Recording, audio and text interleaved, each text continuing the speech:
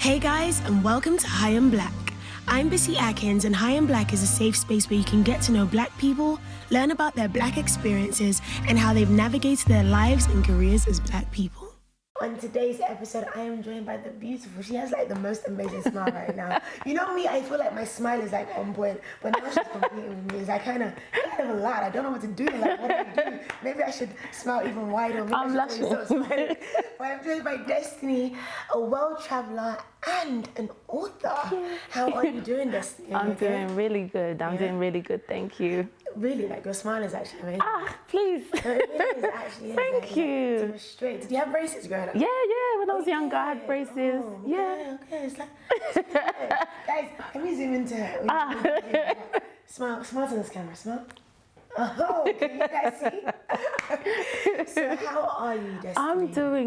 I'm doing good. It feels like it's been a long week already, but we're only like a day into the working week, so it feels like such a literally. But I'm doing well. Thank you. How are you? How am I? Yes, I'm doing blessed. I feel like I've had a very fun day, and just understanding yourself a little bit more and just going with the times or whatever's going on really. But I feel more blessed. Good. Filled with a lot of gratitude, which is important to have. Very. Right? Yes. So for people that don't know you, Destynee, please tell us a little bit about yourself. Well, I'm not the best at plugging myself, but I need to do better. But it just feels like I'm a hustler, innit? I just do a lot of different things, but mainly I work in finance. So I've worked in finance since 2007 in various different positions, and I currently just started a new role which I'm very happy about, and it goes well with the context of what we're talking about within my organisation. It's basically based on what they're calling the Race Action Plan, and it's to try and increase the visibility of Black people in senior leadership. At the moment, there aren't many, as most financial organisations probably reflect, especially in the UK. At the moment, in the entire organisation of about 70,000 people, we only make up 1%. So there's a directive from the CEO to uplift that by 2023 to 3%. And it doesn't sound like a lot, but it is a lot given the fact that we don't really have the people in place at the moment, and to upskill them to then be in managerial positions could be quite difficult.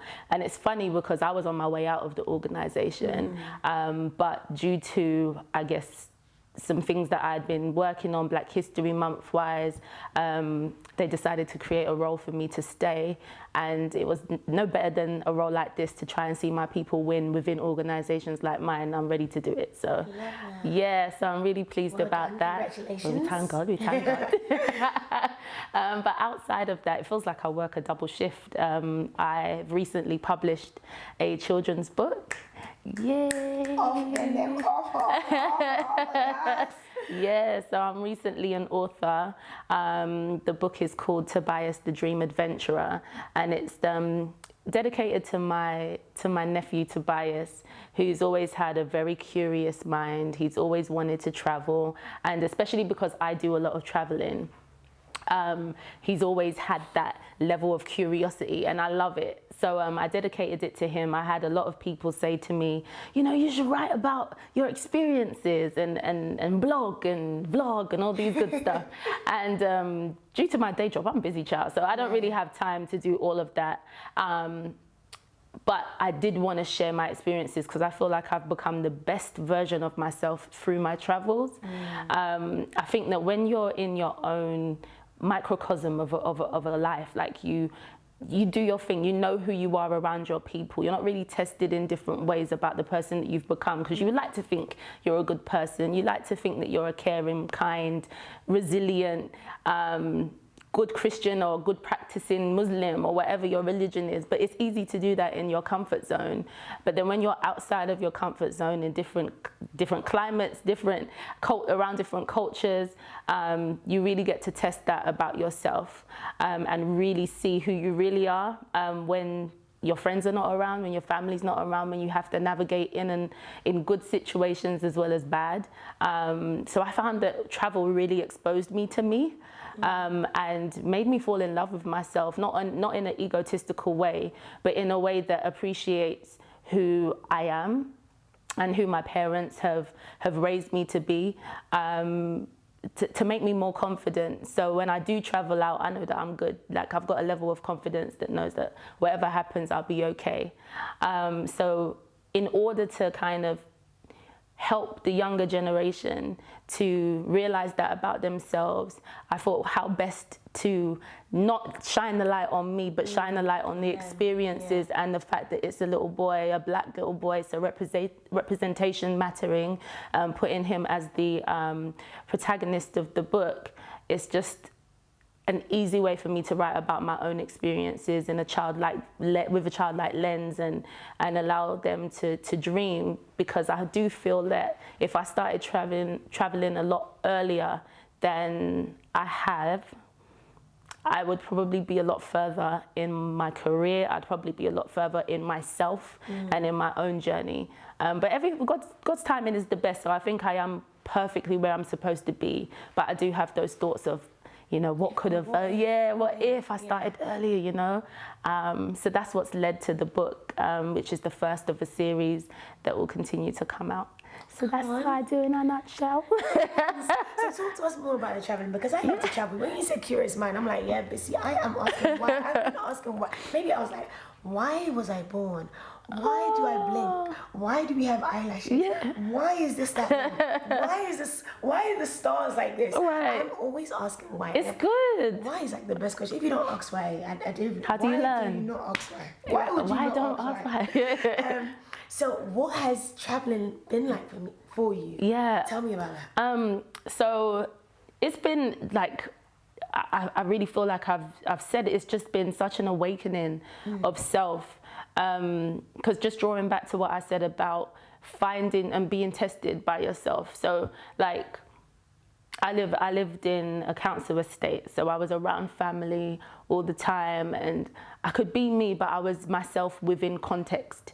I was myself within context of my family, myself within the context of my friends, around in the context of what's familiar. But when you're yourself within the context of the unfamiliar, you know when they say, oh, if you want to see what a person's like, apply some pressure, the true self will come out. So it's in that kind of way, so I do a lot of solo traveling. So me being on my own, traveling to these different countries, being the only black person, not only in the room, but in the city. And having to navigate that, it doesn't always feel comfortable, and it is 100% unfamiliar.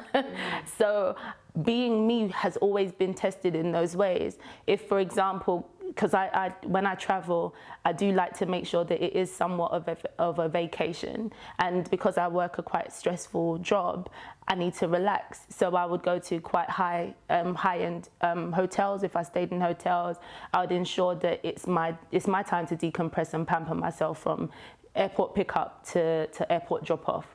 So I would be in arenas dressed much like I am, looking quite young, that if I was in a suit, I'd probably be different. I'd be, approached very differently. So I always find myself having to navigate who I am within the context of the unfamiliar, and also the representation of me that is more chilled. In those kinds of arenas, you get tested quite often. If you bring out your American Express to pay for something, and then they look to make sure that it's your card and look back up at you, and it's just like, you want to run it or it's like, okay, what are you looking for? So it's those little nuances that you get to test. And I feel like, back in the day, if I was a lot more rah-rah like I used to be, growing up in Peckham, I would have, you get what I'm saying? I'm not going to put gangster. Sorry, we're not proud there. But I'm proud of my of Peckham. Well, I'm from Peckham, innit? Oh, really? I'm joking. Peckham back in the old day, pre-gentrification. Listen, so let's go on a little tangent. I went down to Peckham, and what's it called? Is it like the Bugsy building or the Bisi building? I don't even know what that is. Off Peckham, right? Yeah. There's like this whole new area where we used to have the Nigerian tailor and all of those things. Yeah, the hair shop. Yeah, so it's not there anymore. Juliet's.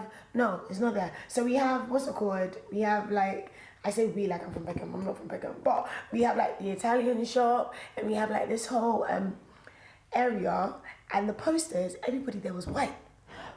And I was just upset. I was just like, if you want to make it better, why don't you just make it better for the people that occupy the space there? Yeah. And the whole gentrification thing, right? I cool, it's care, make the city like a little bit better. But why make it so much better that the people that were inhabiting that space can no longer live there, and you completely change the narrative of what that place was. Yeah. The struggle, the strife, what Peckham was for, what Brixton was for, and I went there, I'm like, this is not Peckham. Yeah. This is not what I knew when I was growing up. Yeah. Like, I can literally walk down the street and be calm. Like, not saying that I couldn't do that before, but... Yeah, but like now you would see like, it's very hipstery, it's very cool. It's like, if I walk down like this back in the day, I'd be easy. But now if I walk down like this, people would be like, oh, what's she doing here? Yeah. And it's just like... This is my home. Bob and Joe, you people came from Hackney. You didn't know this place before. Why are you here, I know. I'm sorry to go on. Yeah. Yes.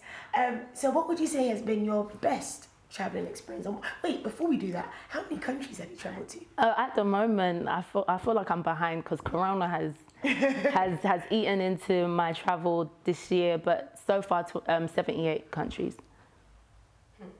Did you guys hear that? We for the. Can you say it again? 78 countries. Wow. Yeah. That way, and I'm not done. There's 195, so I'm not even halfway. I'm just trying to take this all in. 78. Yeah, yeah. In the space of what time? Well, majority of those were done within the last 5 years. So when I was 28, I started like traveling heavily. So at the age of 28, I had only done 11 countries. Yeah. So between 28 and now I'm 33. Yeah. It's been up to 78, yeah. Wow. Done 67 countries. And a lot of them you've done alone? Yes, I would say probably like 50% of them I've traveled to on my own, yeah. Wow. Yeah. And you've always wanted to travel? Yeah, like travel. So to be honest, I lie. I haven't always wanted to travel. Travel became a part of me when one of my friends, she was doing the 30 before 30 challenge, and it was my 11th country at the time, and we had just landed in Morocco for like a really quick weekend between like a busy week at work. And she was just like, Des, you should do this thing. I'm doing 30 countries before 30. And at the time, we were both, she was 29. Was she 29? She may have still been 28 going on 29. I don't remember her. She was one of them ages. And, but she only had like 5 or 6 countries left to do before she hit 30. And I was at 11 and her name's Esther, and I'm sure she'll see this. So I was just like, Es, you're asking me to join you on this quest. And you're at the tail end. And me, I've just decided to put on my shoe to start this sprint. It's mad. I'm not even gonna, I can't. Thank you and please.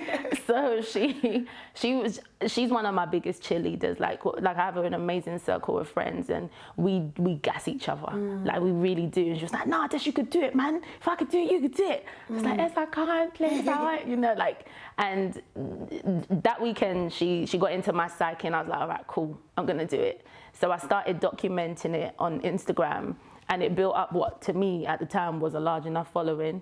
And I was just like, oh mate, people are watching. I actually have to do this. I have to make my word my bond. And I do in most, if I try to make sure that my word is my bond in every situation. If I say I'm going to do something, Destiny's coming through. And if I can't, it's because there's no way that I can. Yeah, but you will always know beforehand. So given that I was going to definitely do it, it started getting a little bit of momentum. People started commenting. I'm just like, oh, I've got to do it for this person's watching. I've got to do it. And I ended up doing it. But at the time when I did it, I thought, well, when I first signed on, I thought that by the time I hit 30, the travel bug would have gone. I would have done it, and then that's me. But it was almost like, oh, 30 is nothing. I've got to keep going. I want to get to everywhere in the world.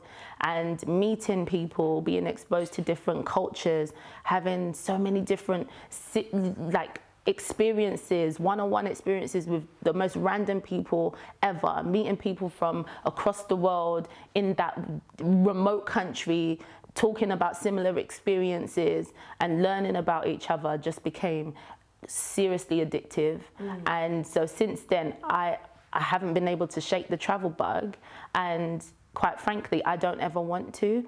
You know, like it's going to be something that I do till the Lord calls me home. Like I want to continue to do that, not only to better myself, because I know that there's still a lot about me that I need to experience, and I know myself in my own familiar, you know, settings, but I want to know myself in a little different and other unfamiliar settings to be more confident in who God has called me to be and to inspire other people to do the same. So that's what's kind of caused me to get this little travel bug going. Awesome. And what would you say has been your best travel experience? Ooh. Sure So in terms of what I do, because there's so many, I would say, I'll break it down into different categories. So my best travel, the best country that I've ever been to, without a doubt, is New Zealand. I haven't, since going to New Zealand, and New Zealand was my 30, was it my 31st? No, Australia was my 31st. So my 30th country was New Zealand, yeah. And I did 31 just so the naysayers can just say, listen, I did 31, if you like. So New Zealand, like, I can't even describe the amounts of different shades of green I saw when just driving down, like, country roads and freeways. You just saw the richest. I have to close my eyes to envision it so I can, you know, like try to articulate it, because it's hard to, but it was just like miles and miles of like different shades of green, like bushes and trees, and it was just, I've never seen anything like it. And then you know, like the Hobbits, like Lord of the Ring trilogy, the Hobbit trilogy was filmed in New Zealand for that very reason. It was just so picturesque, and you get lost in the picture. Like, you can just sit and look at some of these like landscapes and stuff and just get lost. And like, if you didn't know God was an artist before, even when you fly and you're in the clouds and you're like, oh, God is an artist, look down, you see the mountains, God is an artist. When you're driving through these kinds of different landscapes and terrain and you see these kinds of greenery, it's just like, what color is that even called, though? I'm trying to see. I feel like I'm just here, I'm listening to you. Literally, you just get taken away by it. And that was the one country that I didn't remember that I was black. You know what I mean? Because in a lot of countries, I know I'm black. I'm reminded that I'm black. Like, conversely, when I went to India, because I'm black, I had a lot of different experiences. People would just come and stand next to you and you'll just see like one camera flash and you're like, what's going on? Then somebody else will chuck a baby near you to take a picture with you and their baby. It's like, you remember you're black in it because you're in India. But in New Zealand, I was just a person. I feel like the most I knew about myself in these situations, that maybe I was female, but I didn't remember. I know I'm black, but I wasn't reminded by it constantly. And the indigenous people in New Zealand are called the Maori people, and they have such an influence on the culture still to this day.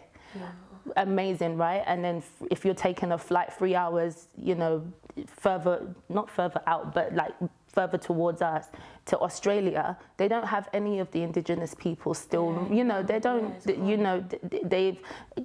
You know, whether willingly or unwillingly, most likely, they've been, you know, cast out to the outskirts, to the outback, you know. And whereas the Maori people, it's ingrained in their culture. You can be speaking English and then you'll just hear a random word, and it will be a Maori word that they've actually like instilled in their language, in their English language. Maori words appear in New Zealand, and I felt like that's such a way to embrace a culture for, you know, for the white people that went over to New Zealand to say, actually, these are the indigenous people and we're coming in, let's share, as opposed to this is ours.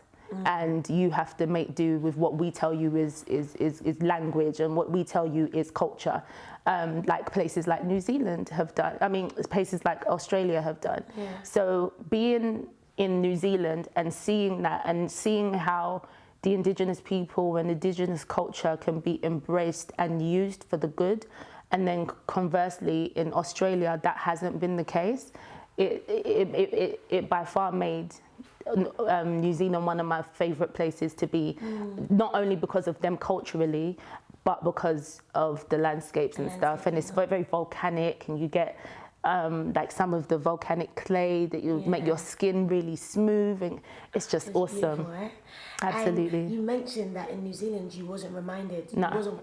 They didn't call you wasn't reminded. I wasn't, like, usually, like, there's a certain, it's funny to say if you're not black and watching this, but black people will tell you that there's a look that you get that reminds you when you're black. Yeah. And I didn't get that look. I didn't get that apprehension when approaching people that weren't in, you know, like if I was lost or needed directions, I didn't feel black. I just felt normal. I felt like a tourist. I didn't feel like a black tourist or a black female tourist. I felt like a tourist, and that is a feeling that I haven't felt in any other country outside of like going to our own countries, and other countries that are full of black people, like the Caribbean and stuff. You don't remember that you're black. You just know that you're from you're either from the West or you're from that country. So. That was an experience, and that's the feeling that I will never forget. And what would you say has been, or what part of the world, what country did you travel to where you were really reminded that you was a black? China. Not only was I black, but I was a female. And I don't know whether or not they thought I was rich, but I got the amount of times where I realized that these people overcharged me for taxi journeys, and because it's like a communist type of country, I wasn't sure that I wasn't, you know, I didn't have the liberty to say, no, that's not right, because I didn't want to end up in the Chinese jail. I just, okay, you want that much? Let me give you your money, because I can get that money back. It's not a big deal, but I can't get my life back, you know. But yeah, China was definitely one of the main countries where I knew I was black, and I had to be careful because I was black. And unfortunately, you know, with what we're going through now with COVID, you know, in China, they wrongly have accused Africans and black people of being the cause of COVID. And so they've been refused in eateries like McDonald's. Signs have been put up to say, if you're black, you can't come here. Landlords have kicked people out. So that doesn't surprise me, given the situation, the experiences that I had in China. Mind you, I went to China as a tourist that had money, you know. So given that some of these people go to places like China to work and create a better life for themselves, they probably wouldn't be on that vacation type of spending spree that I could have been on. So I couldn't imagine if that's how I'm treated, where the money that I'm carrying could change your life as a vendor. Then imagine somebody that didn't have that money. There's even less respect. Do you know what I mean? So China was definitely one of the countries that I remembered that I'm black. And you spoke a lot about, being a black person, but not only are you a black person, you're a black woman. Yes. Right? So talk to us a little bit about the strifes that you have endured, had to endure as a black woman. Well, I feel like you've got feminism, right? And feminism is something that is a construct that was put in place to help women and to see women get into better positions, you know, suffragettes wanting to make sure that women had the right to vote, etc. So I think the world knows that there's a disparity between male and females in terms of what we allow ourselves to get paid. There's a gender gap. You know, the types of things that we're allowed to do as women, like you might have, you know, there's trying to push women into tech and like try and get people into trying to get female representation in these men-like roles, or what has always been like women in leadership, women in tech, women in science, those types of fields, because you didn't really lose. Most women could be midwives, you know, that kind of thing would be a normal or an easy way to navigate. There was things that helped you do that, but there wasn't any real systems in place to help women do other things that were seen as more men-like roles. So with that being the case, we understand that there's a gender problem, but then we also understand that there's a racial problem. So on one hand, you've got a gender problem. On the other hand, you've got a race problem where you've got black women, you've got black people being treated differently. And there's a race gap in terms of the pay as well. You're more likely to get into a good school if you're a white person versus being a black person. And we can take places like Oxford and Cambridge, for example, where you are more celebrated as an ethnic minority getting into a place like that, because we know historically they haven't really accepted them, you know, and was trying to make ways that they change their processes in things like that. Even the higher I get in my field, the less people I see. Before my new role, and even during, but you know, the team I left, I was one of 2 black people in a team of 85. Sorry? I was one of 2 black people in a team of 85, and I was the only black woman in a team of 85. And that team couldn't afford to keep me, so I was the one that left, even though there were 3 other people, 2 women and 1 man in the same role, but you chose me to go. But God had other plans, okay? But you know, he just gingered me small. Oh, okay, so you're trying to do my daughter dirty. You get me? Hands for her. And it's brilliant because now I get to look at my team, I get to look at my old team, I get to look at different teams and say, you've got unconscious biases in your processes and procedures, and here's how I want you to change. And that's something that I can do because that's a role that I've been given and that was created for me.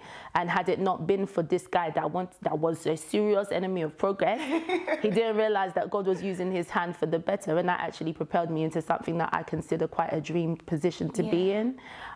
So I digress a little bit, but to say, so we know that there's a disparity when it comes to being black in the corporate world or just in life. You know, you walk down the street by a elderly white person or an elderly white woman, she's grabbing her bag. She might walk across to the other side of the street to feel safer. You know, if you're wearing a hood in America, you could easily get shot. You know, you don't even need a hood again. You just need to be black.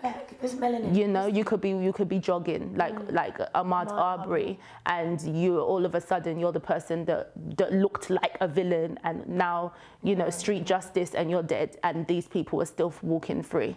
You know, you could be sleeping in your bed, a mistaken identity, or just sleeping in your bed like Breonna Taylor, and you're dead.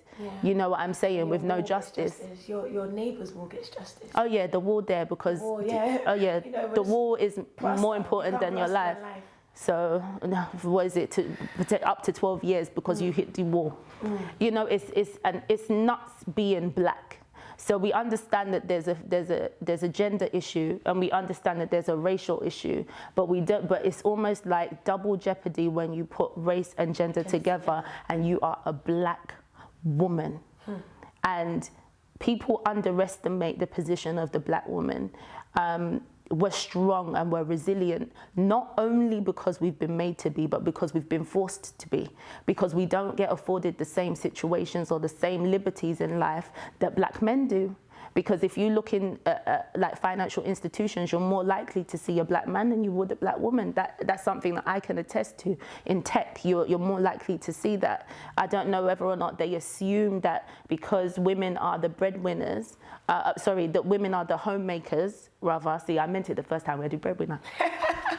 But you know, but if they see us as more like the motherly figures, so if you don't get paid that much as a black woman, it's okay because you've probably got a husband somewhere that's making money, so you don't have to.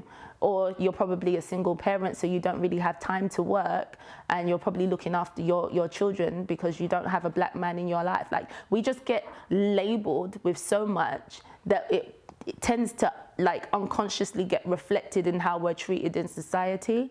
So we just need a lot of black men to stand up for us, and we need the world to also do the same. But I think it starts within our community. So being a black woman, I found it harder to navigate. Well, I don't know how else to navigate because that's who I am.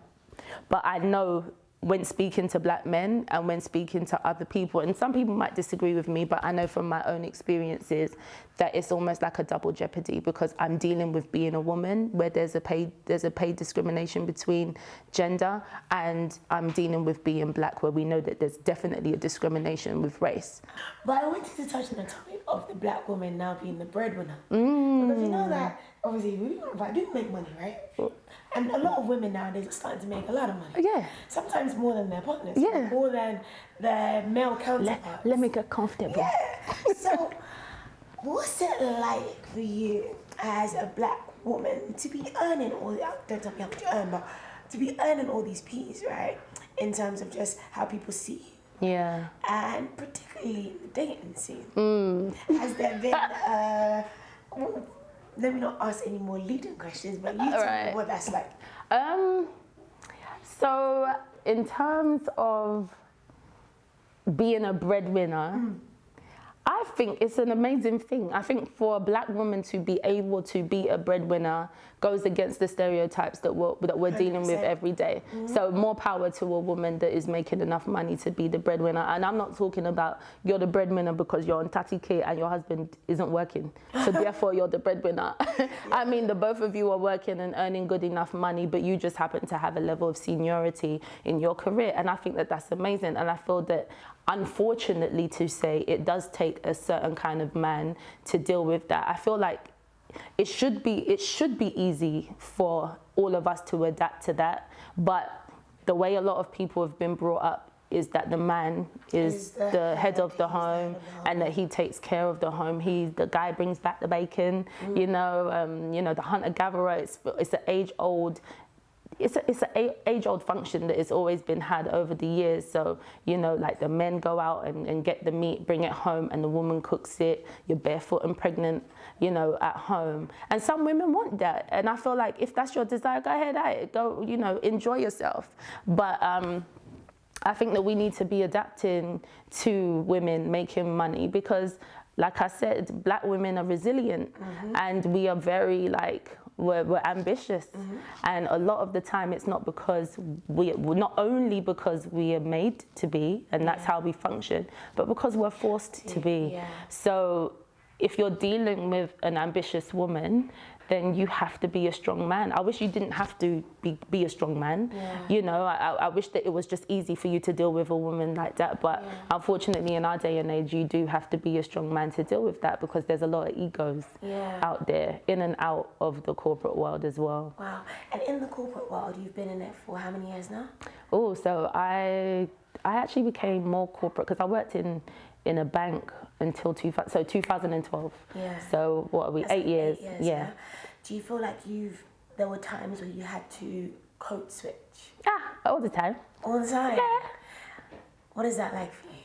Code switching, I feel like it's unfortunately more natural for me now than ever. But you know, I don't think that there's a problem with articulating yourself or presenting yourself well. Like, I'm not going to go into a boardroom and be talking like this, you get me? Because this, you know, there's a way to be professional as well as to be yourself, uniquely yourself, authentically yourself. Yeah, so that's where I would have the problem with it, where you have to change who you are because you feel like that's going to propel you in your career. And I feel like you shouldn't need to do that because, like you said, we are all unique, and that is what makes us us, and we stand out for particular reasons. So we shouldn't have to change ourselves to adapt to a certain environment to propel. Exactly. I do get what you're saying in terms of sometimes, not that it's necessary, but it's good for us to have that decorum or that way in which you present yourself well. But I don't think I can go switch. I don't know if you need to. You know what I mean? Because, like, I feel like there's a certain aspect of yourself that you bring every time. Like, you're just genuinely got a great aura. You genuinely have well spoken. That's a genuine side of you. So you don't have to. You're guessing me right now. Oh my gosh. No, compliment. No, it's genuine. You know, like, you can tell. And so I don't feel like you would ever have to. But I do think that there's parts of you that is called to different situations. Like, I'm not going to be prim and proper if I'm dancing if I'm doing Fudgy Live, if I'm enjoying, if I'm doing enjoyment at a wedding and or a party. I'm not gonna be prim and proper. Yeah. I'm gonna break it down like it's very well. The way my knees are set up, like it's warm. No, I can never drop it like it's so. I'll let it down slow, like it's warm. But I'm gonna enjoy myself. So I do think that there's certain graces that we have to give ourselves. Like you can be a certain part of yourself that in different situations for different reasons. But when you decide to manipulate yourself to further an agenda, be it that you don't want to offend, or you don't want to you want to further yourself in a certain situation, and you literally become somebody that you're not, that is not genuine to you, then that's where I have an issue with code switching. 100%. I don't have an issue with code switching in terms of just, being a different version of yourself, which is still genuine to you, because that situation calls for it. But when you manipulate who you are or change who you are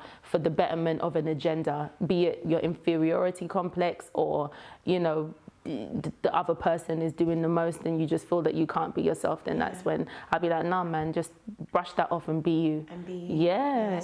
It's so important. And your journey to be the author that you are now, what was that like? Well, like it hasn't been easy. It's been 4 years in the making. I've wanted to do this for a very long time, and from it going from a thought to an actual physical book is the journey. There's been literal tears, and there's been amazing setbacks. Like when you say there's like setbacks, it's just like grandiose setbacks. It's just like that one is amazing. How did that come? Like it's mind blowing how many obstacles that I had to kind of climb. But that's the point of the book, and that's actually part of the book in terms of me climbing Kilimanjaro, because one of the countries I went to was Tanzania, and I climbed Kilimanjaro thanks to the same friend that made me do 30 before 30 by the way. But I got to the very top. Kilimanjaro. Wow. So with that being said, it's very symbolic, because the journey to being an author has been an uphill climb in the very same way. But what's so symbolic about it, there's so many symbolic moments in it, but there's a part of the mountain where you get to, and it was on day 4, and they call it Barranco Wall. And the medic who was also climbing with us as a medic, like took me to the side, because I'm a bit of a princess. When it comes to me, I've never camped in my life, but I decided Kilimanjaro was going to be my first camping experience. Okay. So the medic came, and she said to me, Destynee, this is Barranco Wall we're doing in the morning. So if you don't feel up to it, you don't have to go, because this is the point of no return. I got immediately offended. God bless her heart, Emily. Sorry, Emily. I was just like, why are you coming to me for? Am I the only person struggling though? Like my ego got there. But I ended up doing Barranco Wall knowing that there was no point, it was the point of no return. That means that there was no helicopters could get to you because it's too high. You would literally have to be brought back down by a porter, and then rescue team can get to you. So it was very difficult. And up until that point, I struggled the whole way, but I still wanted to do it. I was very determined. So I remember when we first arrived at Kilimanjaro airport, we could see the mountain in the distance, and it looked like the mountain just went for miles, just like underneath the cloud, just a long black strip of never-ending mass. That's what it looked like.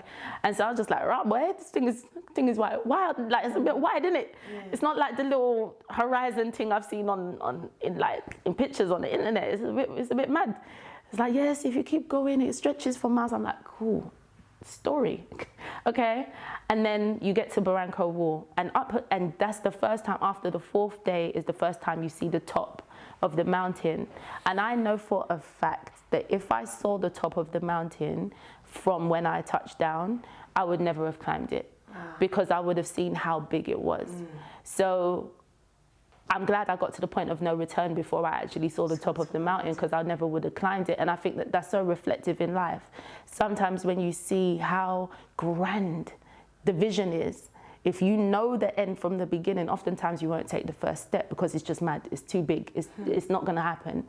But sometimes God has to put a little cloud in your vision to stop you from seeing the end, because he also wants to make sure that you don't see something that's going to stop you from taking that first step or from getting to the point of no return where you actually have to finish it, i.e. lip service for me. When I made it a mission to say I'm going to do 30 before 30, damn, people have heard me. I'm a woman of my word. I've got to do it now, point of no return. Kilimanjaro, Barranco Wall, point of no return.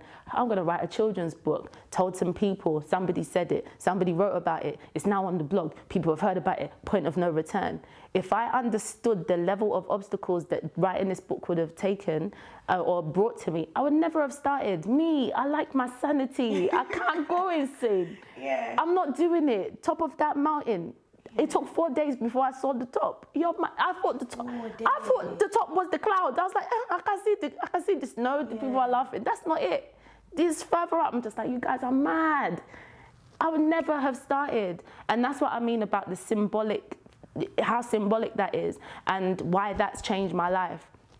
I don't need to see the end. I don't need to know everything that God is doing in my life. I don't need to know what he's designed. I don't need to know the depth of it, because if I do, I promise you I'll be put off, because God knows that there's going to be things that are going to put you off. There's going to be obstacles, physical obstacles that are going to really take a lot of resilience. And if you know what it takes before you start that journey, oftentimes you wouldn't start it at all. So God has to hide certain things from you. And then at the point where it's important for you to see it, or at the point where you're ready, or at the point where you can't run, he can show you. And you can do it because you have to. And there's no choice to turn away. No point of return. Yeah, no point of return. I mean, the point of no return. Yeah, yeah. And what would you say, or what would you like the legacy of Destynee to be? Well, damn. I think one of ease and peace, man. Like, just don't overthink things. Like, I just want, when people think of me or think of my journey, just know that you can do it, and that if me, I'm a princess, I don't like wahala, I don't like stress.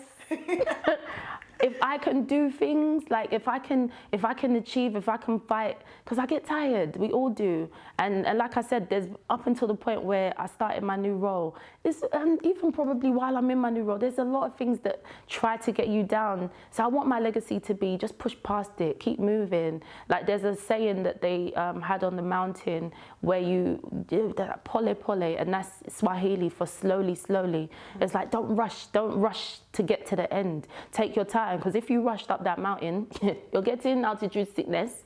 You'll run out of breath. You know, you won't be able to carry on physically. You can, and altitude sickness can cause, you know, aneurysms in the brain, in the lungs, like because of your breathing. The air is really thin, so you have to be you just have to be very, very intentional about how you climb the mountain as well. So they always used to say pole pole, which means slowly, slowly, just taking one step at a time. So I feel like if I had to think about my legacy, I would want it to be just take one step at a time. You can do it, and it's not a race, and there's no rush, but just slowly, slowly, one step at a time.